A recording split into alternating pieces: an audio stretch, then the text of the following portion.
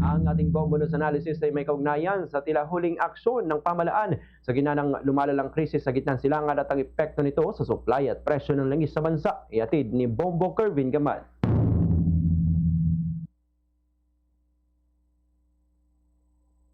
Habang binabalangkas na ng Malacanang ang pagbuo ng Crisis Committee para harapin ang epekto ng krisis sa gitnang silangan, hindi maikakaila na ang aksyon ay tila huli na.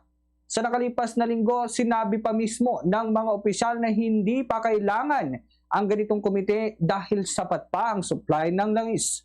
Ngunit ngayon tila bumabalik ang gobyerno sa parehong tanong. Ano ang gagawin kung lumala ang sitwasyon? Ang mabagal na pagtugon ay nag-iiwan ng tanong sa isipan ng publiko. May kakayahan ba ang gobyerno na maagapan ang mga krisis sa hinaharap? Ang pagbuo ng Crisis Committee ay dapat na unang hakbang at hindi lamang resulta ng panandaliang pangamba o pressure mula sa ilang mambabatas. Sa kabila ng mataas na presyo sa petrolyo, sa pandaigdigang merkado, tila hindi pa rin malinaw ang konkretong plano ng gobyerno para protektahan ang mamamayan. Ang pagtugon lamang kapag sinasapinal na ang dokumento ay nagmumukhang reactive kaysa proactive.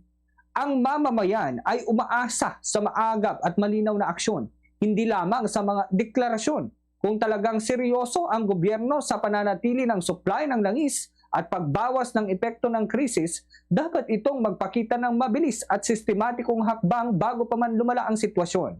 Ang huling minuto na desisyon ay hindi sapat sa panahon ng global na kawalan ng katiyakan. Ang Crisis Committee ay mahalaga, ngunit mas mahalaga ang bilis ng aksyon at malinaw na komunikasyon sa publiko. Panahon na para hindi lang magbalangkas, kundi kumilos ng may determinasyon. Yan ang ating Bombo News Analysis. Ako si Bombo Kervin Gamad. Basta Radyo, Bombo!